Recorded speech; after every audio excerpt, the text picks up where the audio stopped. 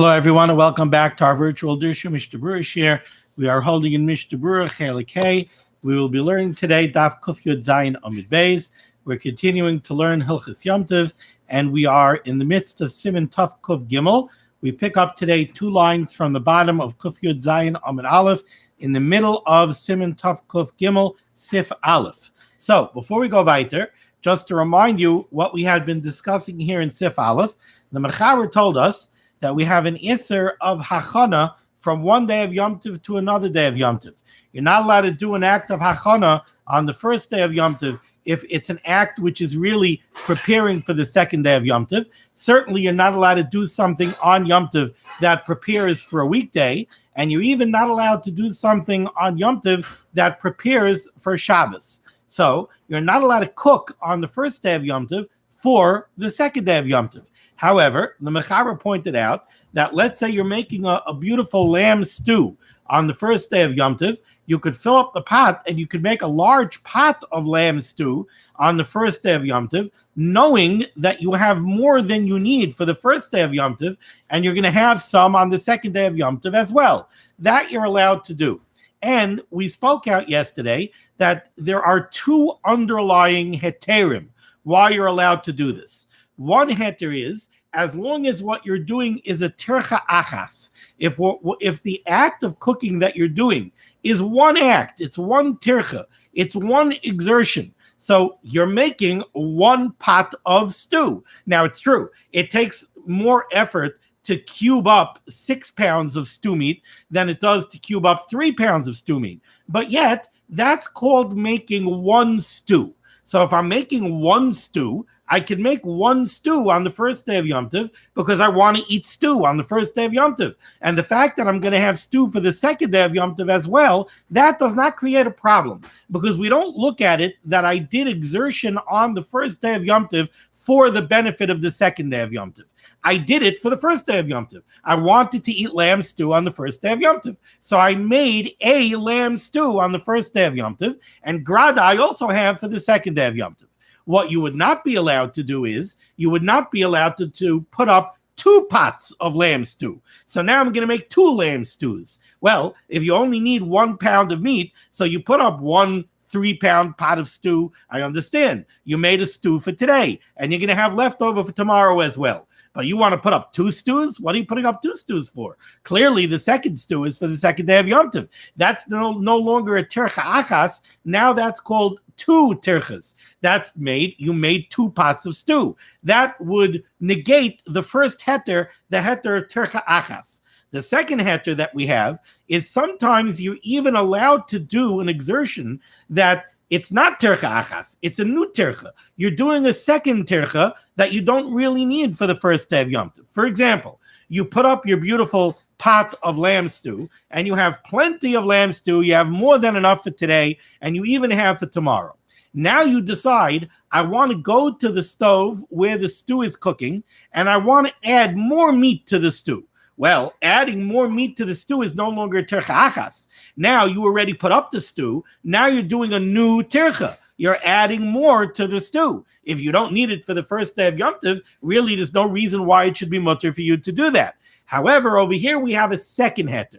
The second heter is that when it comes to something like meat, when you're cooking a meat dish, it is recognized that the more meat you add to the pot, the richer the taste of the stew will be. So it's true, you only need 1 pound of stew for today, but by adding a 3rd pound and a 4th pound and a 5th pound, you're being mashbiach, you're improving the quality of the stew, you're making a richer stew, and that will benefit the first day of Yom Tov. So that's the second heter. The first heter was you're allowed to do anything that's a tercha achas. The second heter is if you're doing a new tercha, but it's something that will benefit today because it will make today's stew better, you're allowed to do that as well. We learned all this yesterday. Now comes along the Mechaber, and the Mechaber puts in a very important caveat over here. Says the Mechaber, Vedafka, this whole heter that you're allowed to cook extra, and you're cooking on the first day of Yom Tov, something that you're going to use on the second day of Yom Tov, Vedafka kaidam achila.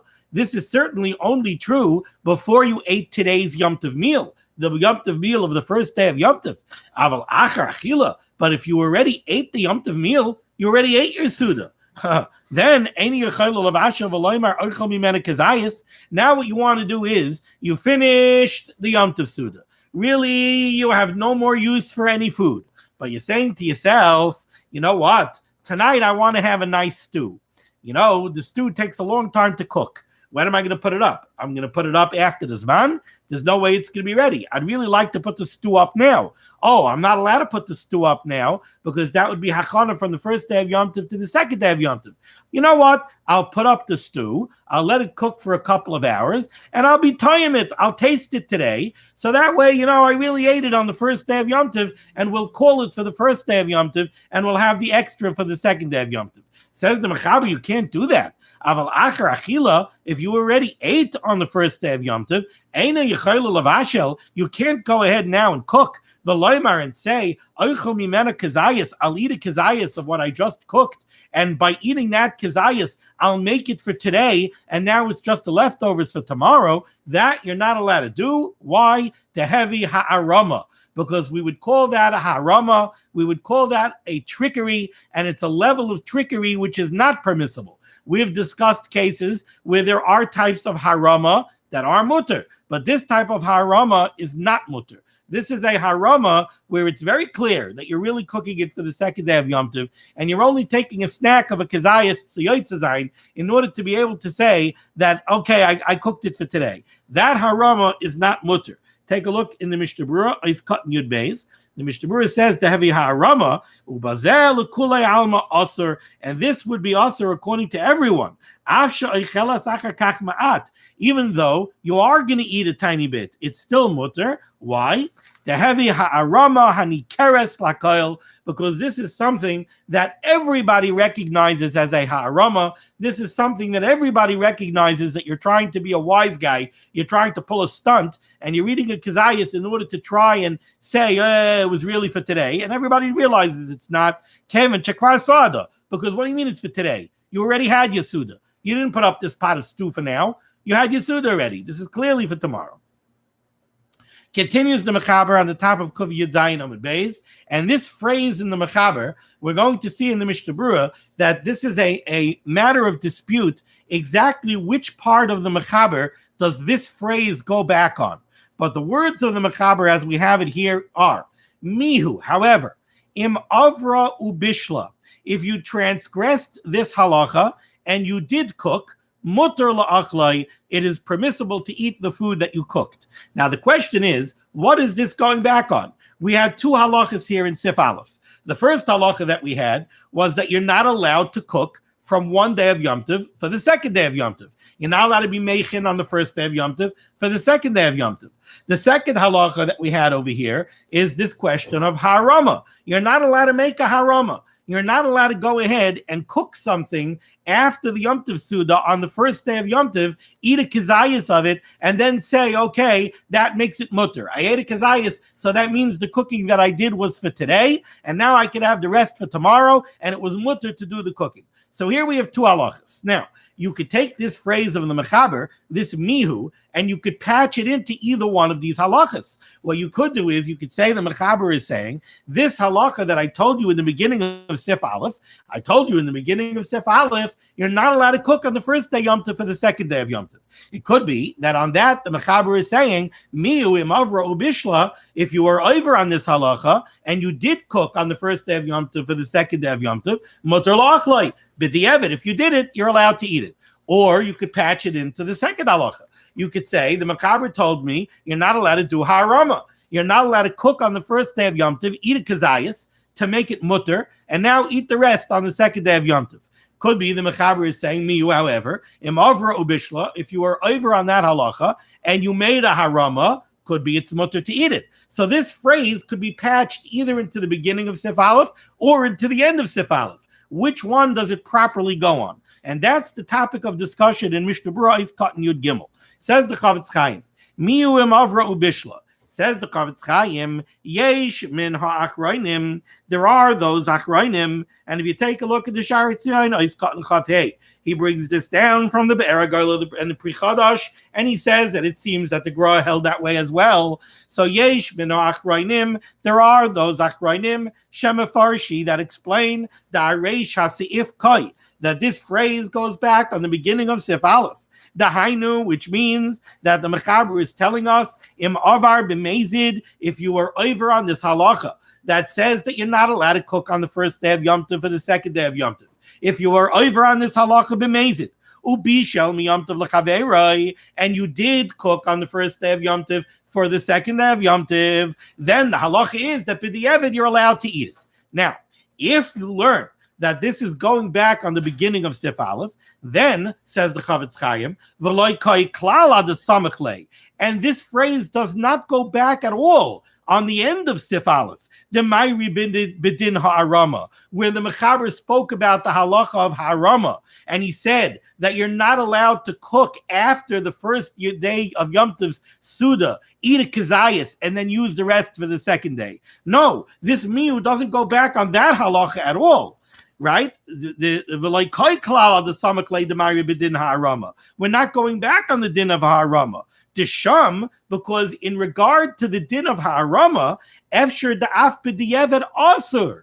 It could be that the din of Ha'arama is even more chamor. It could be that the second din of the Mechaber is more chamor than the first halacha of the Mechaber. Now, this is a little counterintuitive. In the first halacha, the Mechaber is talking about you're not allowed to cook from the first day of Yom Tov to the second. And on that, the Mechaber says, if you did it b'mezid, if you went ahead b'mezid b'shot nefesh, and you went ahead and you cooked on the first day for the second day, on that, b'di'evet it's mutter. But the second halacha, if you tried to make a harama, and you cooked on the first day of Yom Tov after your Suda, and you ate a kazayas, then that would be usher even b'di'evet. Now that sounds a little bit counterintuitive. In the first case, you mamish went to Ed b'mezid and you were over on the halacha. In the second case, you at least had a harama. In the second case, you did eat a kazayas today, but no, it could be that halacha is even more chamor. Says the Chavetz Chaim, the ha'arama chamira mimezid. It could be that Ha'arama is treated more stringently than a Mezid. Like we're going to see later on in Siman Tov Chav Zayin Sif Chav Daled. And if you take a look over there in the Mishnah Berurah, the Mishnah Berurah brings down why Ha'arama should be treated more stringently than a regular Mezid. And he explains the reason is as follows. By a regular Mezid, you know you did something wrong. You know that you were over in a halacha. The halacha is you're not allowed to cook on the first day of Yom Tov for the second, and you went ahead. No, the Yetzer Hara came, and the Yetzer Hara, he dragged you by the nose, and somehow he got you, and you went ahead and you cooked on the first day of Yom Tov for the second day of Yom Tov. No, you did an avla, you did a terrible avla, but b'di'evet, we're going to say that it's mutter. But by harama, you think you didn't do anything wrong. By harama, you came with a kunz. By harama, you came and you said, nah, it's all good. What do you mean? I didn't cook for tomorrow. I cooked for today. Look, I ate a kazayas. So that means that you're going to do it again next Yom Tov. And if somebody asks you, what are you doing cooking a whole pot of stew now in the afternoon? You're going to say, no, I ate a kazayas. It's mutter. So he's also going to go ahead. He's going to learn from what you did. And he's also going to do the same avla. So the harama is going to cause a bigger problem than the mezid. The mezid, you know you did an avla. And the guy who's going to come ask you how you did it, he also knows that you did an avla. So nobody's going to learn from it. But when you have a harama, now you're going to stick by your harama. You'll do it again next Yom Tov. You'll explain it to other people. Other people are going to follow your krumkeit, and then they're also going to do it. So the harama is much more dangerous. And therefore, the harama, even b'mezid, according to this shita, we would have to aser. Okay. Aval, however, says the Chavetz Chaim, Kama achroinim. There are many other achroinim. And if you look in the Sha'ar Tzion, he brings this down from the Magen Avram, the Tazgil, Yerabba, and others. Aval Kama achroinim, but many achroinim, Kosfu, they write, that the Samachlei Koi, that no, this mihu is going back on the second halacha of Sif Aleph, the one that immediately precedes the mihu. The haramazu kila, that the harama is more lenient. We treat the harama more leniently. Lahatir b'di'evet. The harama could be matir b'di'evet. Kevat shal kol panim acham mimenek tzas b'ma'id yom. Because the bottom line is, you did eat a kazayas on the first day of Yom Tov. No, if you ate a kazayas on the first day of Yom Tov, so we do have something to hang. We have a hook to hang a heter on, and we could say, all right, no, lamaisi, he ate a kazayas on the first day of Yom Tov, so we could say that the cooking was done for the first day of Yom Tov, and b'di'evet will render the whole pot of stew mutter. But the mazid could be we can't be matir b'di'evet. You went ahead, you did an avla b'shut nefesh b'mazid, that maybe we can't be matir. Okay. Now we continue with Sif Beis, where the Mechaber gives us a very similar halacha to what we had previously. But this Sif Beis is going to show us the nafkamina, like we explained at the beginning of the shir. There are two possible heterim that are matir you to do hachana on the first day of Yom Tov for the second day. The first heter was if it's tircha achas. If everything that you're doing is one tircha, then we don't care if some of it is going to benefit the second day of Yom Tov. It's tircha achas. You did it all with one tircha. You made one pot of stew. That's okay.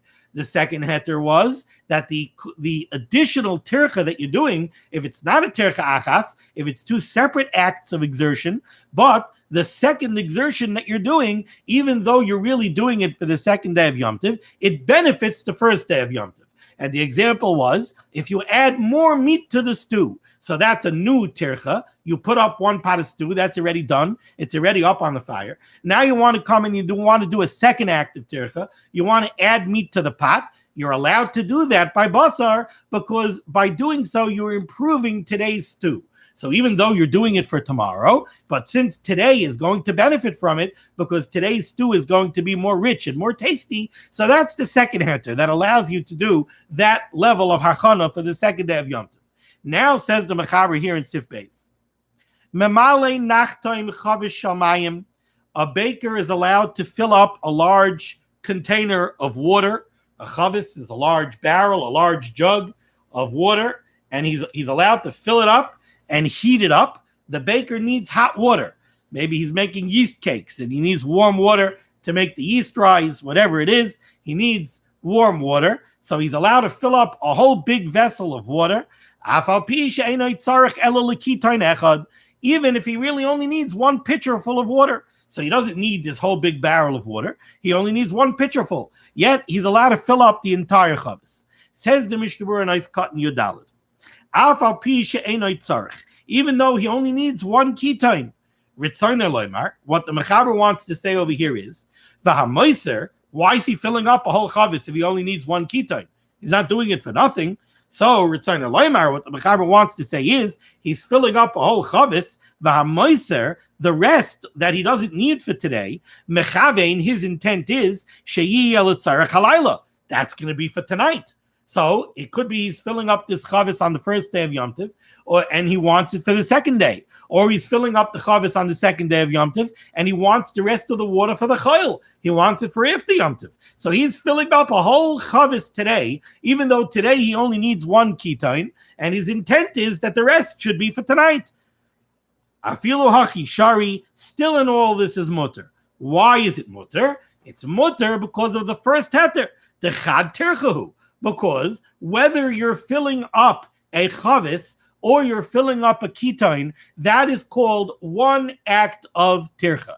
Now, does it take a little more exertion to fill up a chavis than it does to fill up a ketone? Yes, the same way it takes more exertion to cook 6 pounds of meat instead of 1 pound of meat. But putting up one stew is called a tircha achas, and putting up one container of water is also called a tircha achas. So you only need a ketone, but you want to do a chavis, that's fine because it's chad tircha. However, there is a caveat here. The kasva achrayim yachrayim right. Tahainu dafka hechidim amale pam achas mehadli. This is only true if you could fill up the chavis in one bucketful of water. This is true if you could fill it up. You go to the well, you draw a bucket of water, and you could fill up the chavis. Then it's fine. But if you have to make multiple trips and you have to go fill up a lot of kalim of water, that's already called more than one tirch. Ice cut and tezvav. You could do this even though you only need elul ketone echad. the gambazeh, also in this case, where you're filling up a chavis and you only need one ketone, tzarich lizayer, you have to take care, shelo yomar beferish, that you should not verbalize, shehu roitza hamaiser l'tzarich macher. You shouldn't speak it out. You shouldn't be mizalzel in Yom Tov and say, yeah, I'm going to fill up the whole chavis because why not? I'll have water for tonight already. That you shouldn't do because that's a zilzel Yom Tov. However, if you did verbalize it, we're not going to asa the water to become because the bottom line is we have this heter of tircha achas. Now we have the Ramah, and the Ramah also is going to speak out over here a halacha that we already explained previously. Haggah comments the Ramah. The Ramah says, "Avol tzarich lahasim hakoil eitzel ha'esh bepam achas." It's true. You could fill up a whole chavis of mayim, but whatever you're going to fill up, you have to put it on the fire in one shot. Aval aser lahaisif im kvar chavis eitzel ha'esh. If you put a chavis of water onto the fire already, and now you want to go add to the chavis, that's like when you put up the stew, and now you want to add meat to the stew, that's no longer called tercha achas. Now you want to do a new tercha. You already put the chavis up on the fire to warm up. Now you want to go add water to the chavis, that's a new tercha. That you have no heter for. The tercha shaloi l'tzarichu. And note that over here, we don't have the second heter.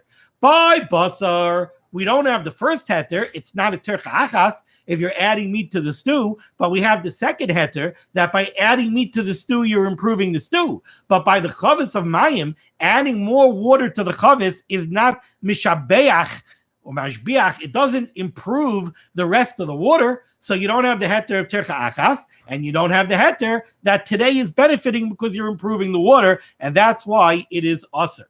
Let's see the Mishnah Berurah over here. Ice cut and Tez Zion says the Mishnah Berurah aser lahaisif, like we just said, the laidami labasar, because this is not similar to the case of the meat stew. Shekasavnu b'sif echad, where we spoke out in sif aleph, sif cut and hay, the mutter af lahaisif achakach, that it's a mutter to add more meat to the stew even after you put the stew on the fire. The hasam ha'hisafa mashbiach b'hatavshil, because over there when you add meat to the stew, you're improving today's stew, so that you're allowed to do. Masha ein ken hacha, that's not true over here by the water for the nachtoim. Ein amayim mashbichim bekach. The rest of the water is not improved by the fact that you're adding more water.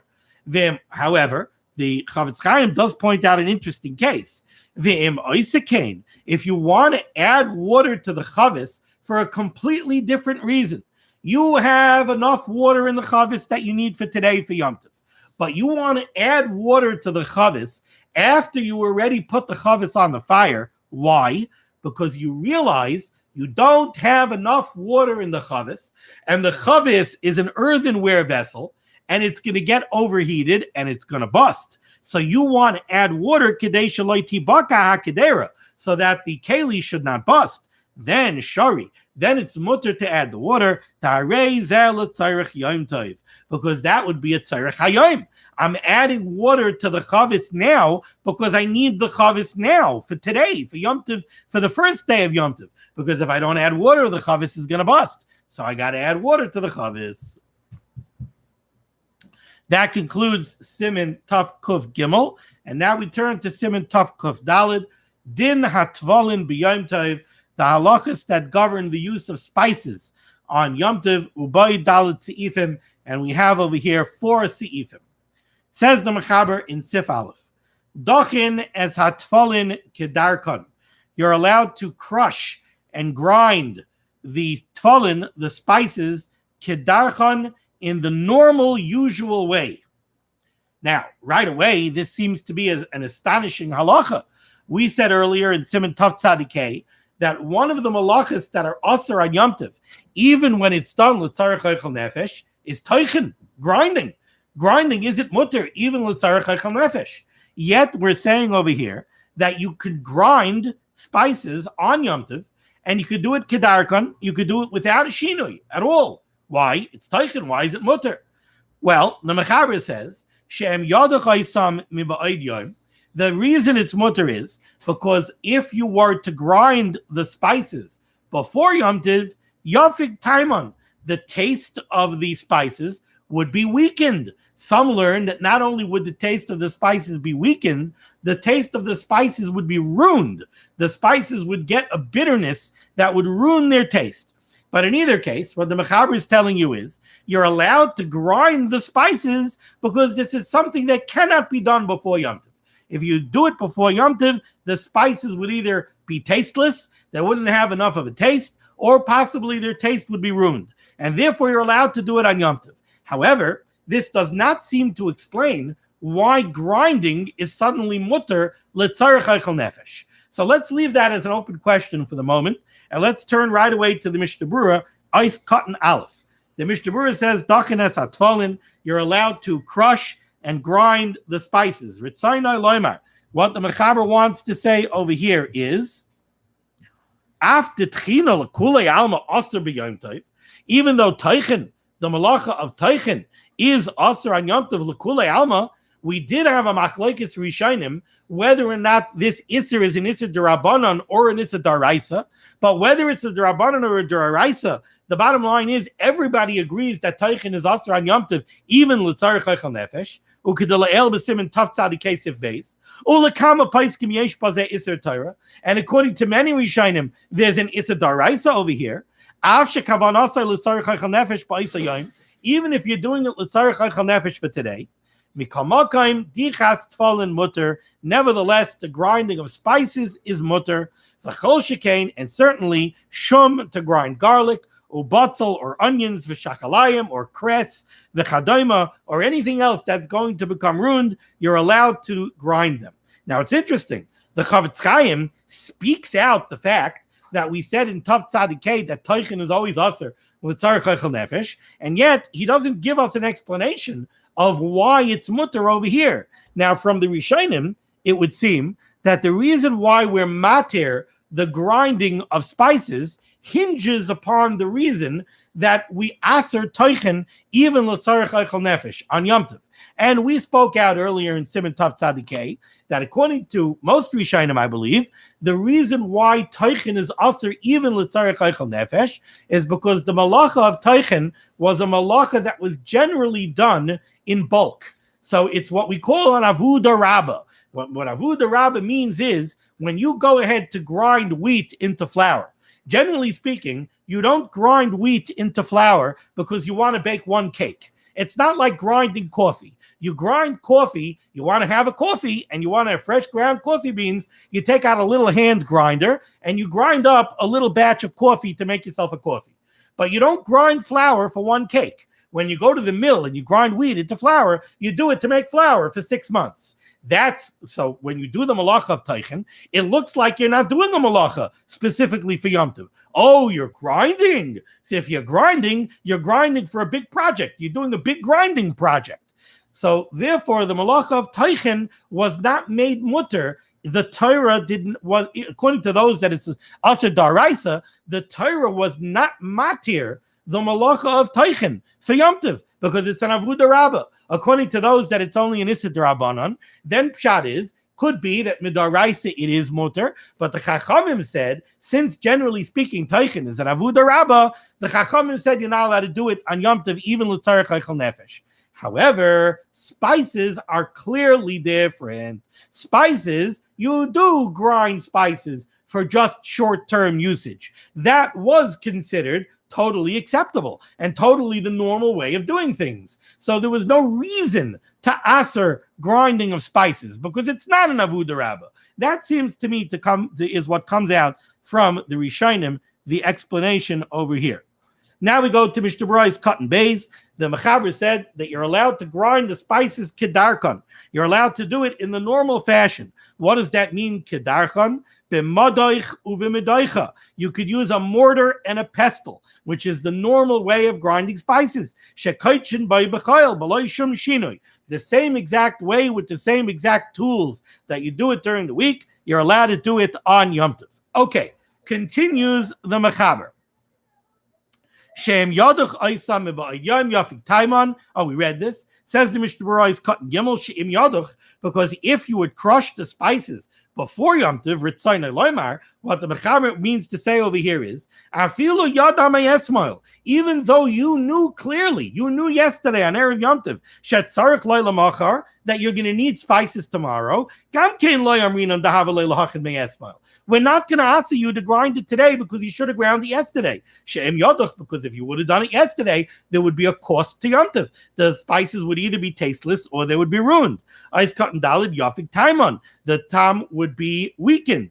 Upalpalin v'chardal, and pepper and mustard, b'chal tfolinheim, these are included in what we call spices. The gamkein mefigin taimon, their taste also gets weakened, kisheshayin harbe ketushin, when we leave them in their ground state for an extended period of time. Says the Mechaber Vayter, by the ice cut nehei, aval melach, however, salt, einay nidaych b'yom tov, you are not allowed to crush clumps of salt on Yom Tov.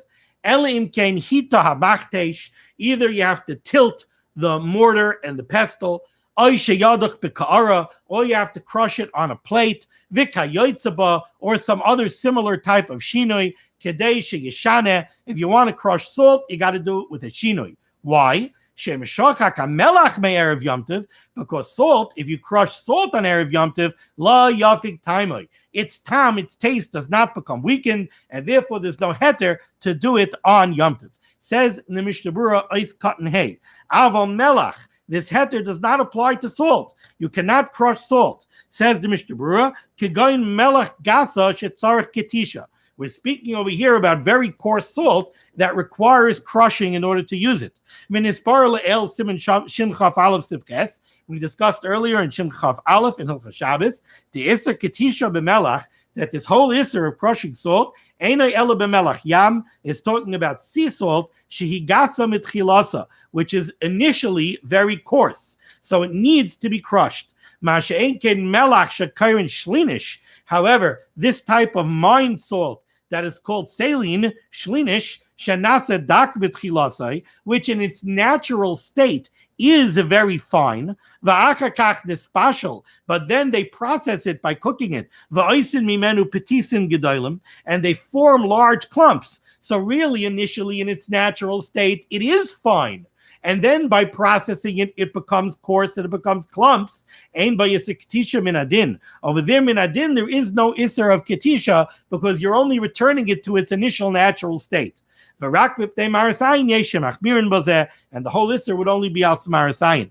Ice cut and vav, the Mechaber says that salt einay nidaych, you cannot crush it unless you do it with a shinoi. The ma'urav hamelachim hatfalin, if you have salt that's mixed in together with spices, dach kedarkoi ve'einay chayshish, you're still allowed to grind up the spices in the normal way without a shinoi, and you do not have to concern yourself with the presence of the salt that is mixed in together with the spices. And if you look at the Sha'ar Tzion, this is brought down from a Ramban and from a Rashba and a Meira and a Meiri.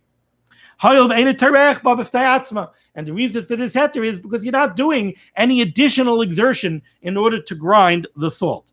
Ice cut and Zion, the Mechaber said you have to make a shinoi. He suggested two shinuyim. One is tilting the mortar and the pestle, or he said doing it on a plate, not in a mortar and a pestle. And then the Mechaber said the kayaitsaba, or a similar type of shinoi. What does that mean? Says the Mishnah Berurah, you could use a wooden mortar and pestle as opposed to using a typical stone mortar and pestle. And lastly, the Mishnah Berurah said, the Mechaber said, why are you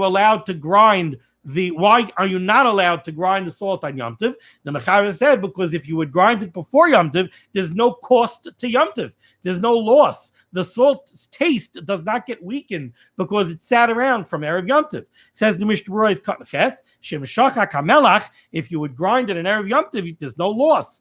The Yesh Paiskim Shekasvu, there are those Paiskim that write, to who adin b'minei tfalin she'en mefigin tam. This same halacha would be true by spices whose taste does not become weakened if you would grind it before Yom Tov. Those spices also you're not allowed to grind on Yom Tov. Kigoin karkoim, for example, karkoim shekarin saffron. The Yadua she'ena mefik tam. Ubeprat, and certainly, certainly if you knew on Erev Yom Tov that on Yom Tov you're going to need saffron, and saffron is something where there's no loss by grinding it before Yom Tov, it would be prohibited to grind it without using a shinoi, v'yesh lahakmir, and one should rule stringently the lachash l'sfarazu, and be concerned for this shita. We're going to stop over here. Mir Hashem, we will pick up tomorrow on the bottom line of Kuf Yud Zayin Amud Beis with the words Ein Sheichekin. Thank you so much for joining me for limud HaTorah. The schus of limud HaTorah should stand God's Klal Yisrael in good stead. The Rabban Shalom should chick Yeshuas and Refuas and Parnasa and everything to all those in need. We should be zeichet to see the Bias Kal Tzedek, the Mehera v'Yameinu. Amen. Be well.